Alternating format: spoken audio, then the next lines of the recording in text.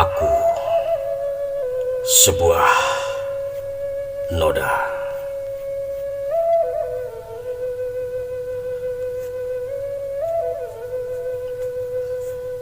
Hari demi hari, perjalanan asmara keduanya saling berkaitan. Ribuan tetes hujan puisi terlahir mengalir begitu saja tanpa mampu terbendung. Ada secercah harap atas apa yang menjadi jujukan, namun beberapa helai kisah harus pula dituturkan agar tak menjadi gelap sangka yang membunuh perjamuan hati.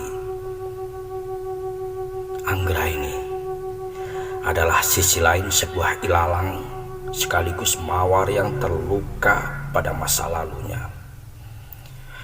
Dirinya begitu lebam dengan darah kental serupa hitam di jiwanya yang sedang melawan badai. Tubuhnya dipenuhi deru angin yang menghuyungkan keteguhan. Ada kecamuk yang menggerogoti kesadaran. Begitu misterinya hingga sulit menguak tabir dari kelambu di ranjang ketabahan. Kepada Aryo, dirinya sangat berharap mampu menjadi sosok pelindung yang memapah di jalan kebenaran.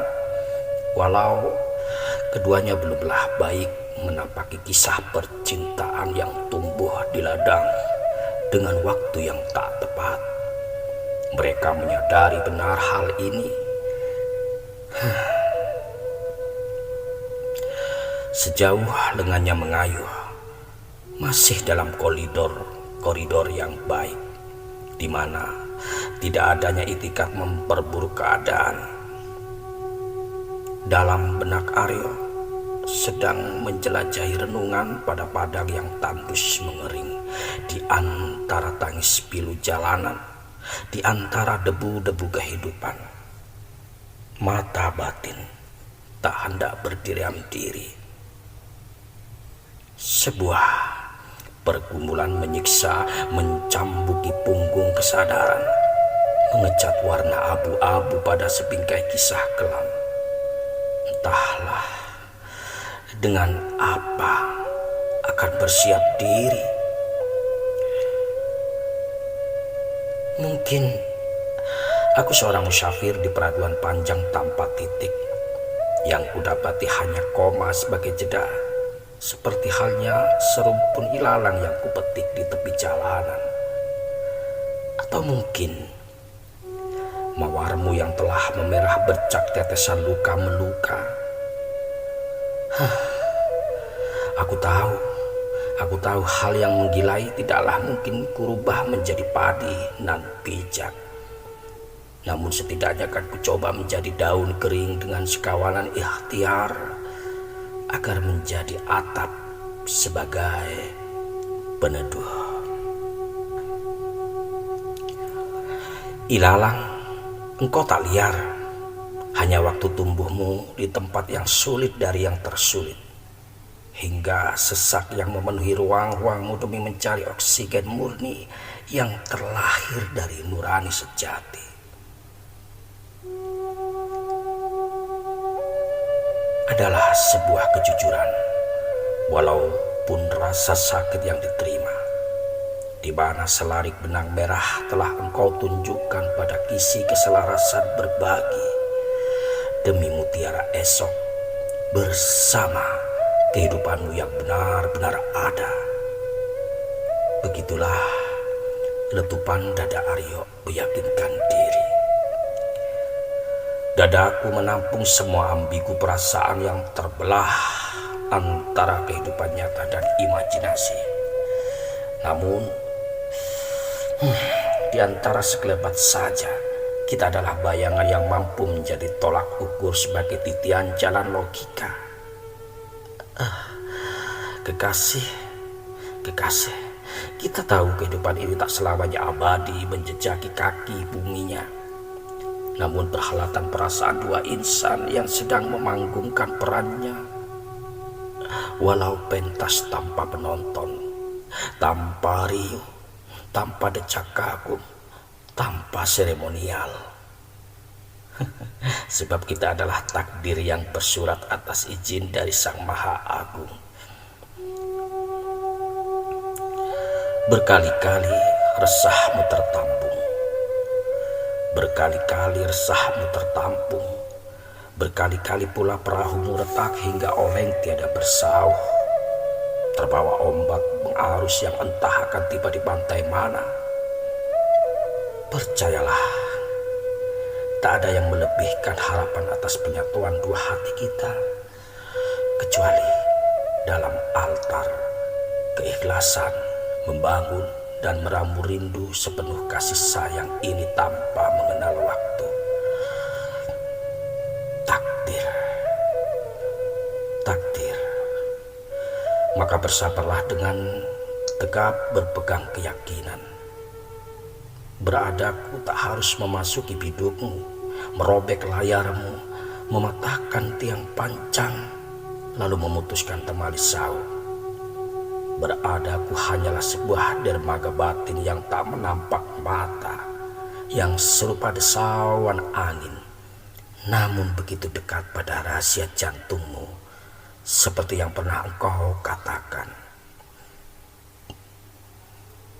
Adaku tak lebih dari sebuah baling-baling pada perahu yang menghantarkan serta menemani pelayaranmu hingga ke pulau yang kita sebut bahagia. Sebab daun telinga batin ini hanya ingin mendengar demikian. Adaku adalah sebuah restunya tanpa memetik imbalan yang terbalas jasa. Sungguh tiada niatan apapun untuk hal yang tak mungkin kulakukan.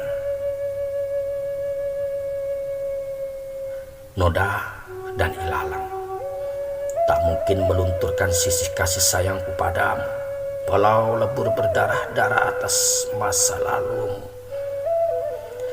Sebab akulah pengemas rindu yang tak mungkin kulempar jauh, hanya di dadamu yang salju. Entah seberapa lama perjalanan kita akan bertahan. Entah seberapa lama perjalanan kita akan bertahan. Engkau memahamiku, bukan? Mari tenangkan hatimu. Biarlah aku akan merawat lukamu yang menganga. Akan kuberikan suplemen dari tetesan embun yang terbaik yang pernah kumiliki. Hanya untukmu dan hanya demi dirimu aku rela berkorban. Namun hanya inilah yang dapat kulakukan tanpa melebihi batas etika serta norma. Tiba-tiba bayangan Anggra ini singgah menimpali pergumulan perasaan Aryo. Tapi diriku terlalu dipenuhi noda. Kita tidaklah mungkin bersatu dalam sebuah tempat, walau sejatinya aku benar-benar berharap. Lihatlah luka ini yang terlalu dalam. Bahkan jarum terbaik pun tak mungkin mampu menyembuhkan dan menjahitnya. Bahkan dokter telah mendiagnosa kanker rahimku. Akan merenggut nyawa ini dalam hitungan hari. Apalagi saat ini diriku sedang terkulai di pembaringan. Tetapi saya pun tidak menampilkan diri bahwa Mas Aryo yang selama ini menjadi penguat rasaku, menjadi karang pelindung batinku yang rapuh, menjadi cinta sejatiku dalam satu kali kehidupan yang kujalani.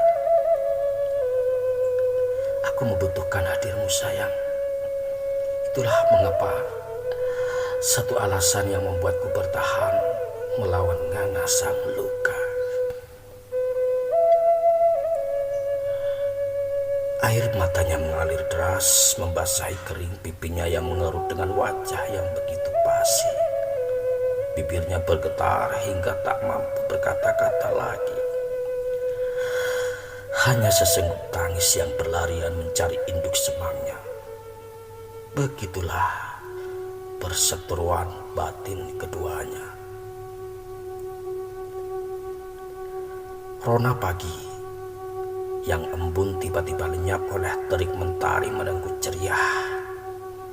Di bagian manakah peluh bercucur setelah matahari yang angkuh membakar rupa ilalang yang teronggok kering memintal doa-doa langit.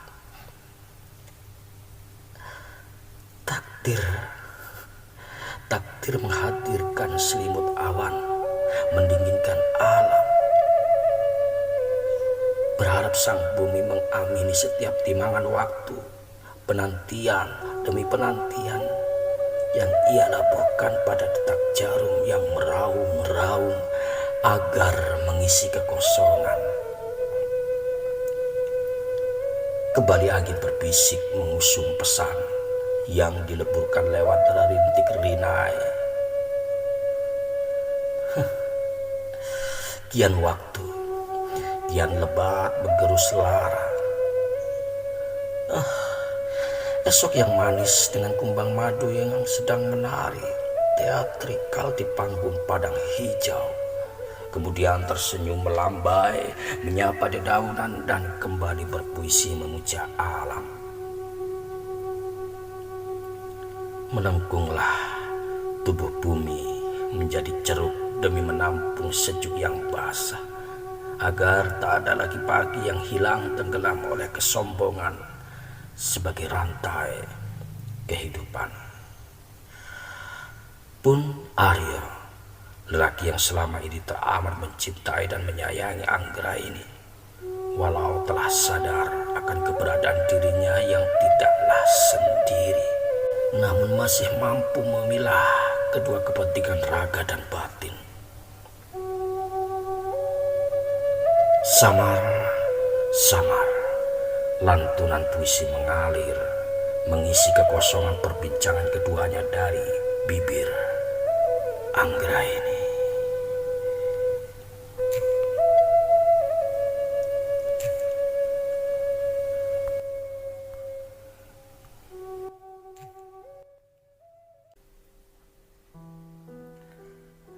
Aku adalah sebuah lembah,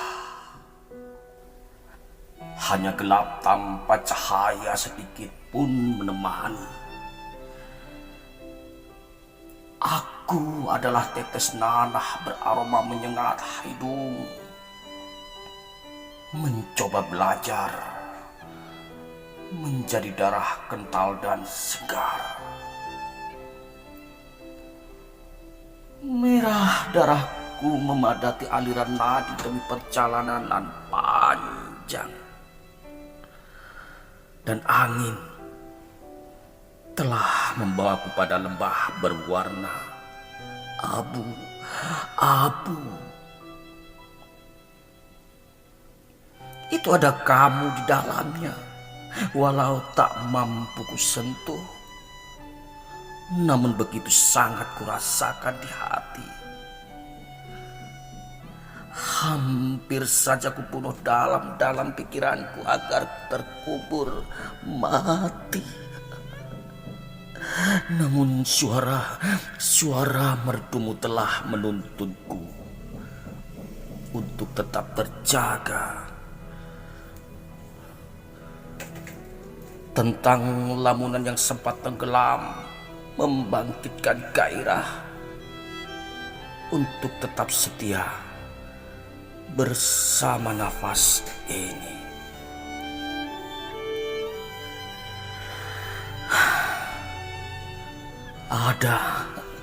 Ada banyak noda yang telah kubuat, namun engkau hadir membenahiku, mencairkan kebekuan rasa yang sempat kaku.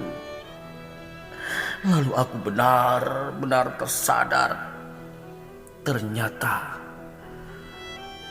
masih ada cinta kasih yang menemani perjalananku, walau tak mampu ku bersanding raga dalam mimpi pun. Itu sebuah kebaikan.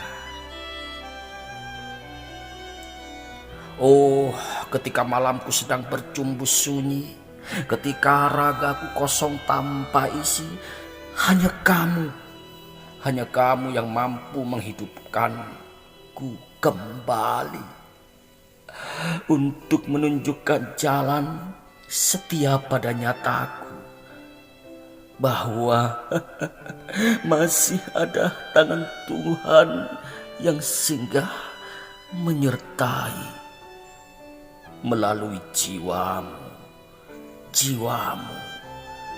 kekasih. Terima kasih kepada rekan-rekan yang telah mendownload dan mengkoleksi sebuah prosa lirik dan musikalisasi puisi bab 5, sebuah karya tahun 2016 yang direkam ulang tahun 2020 Maret. Salam ampas kopi, ngopi rosok.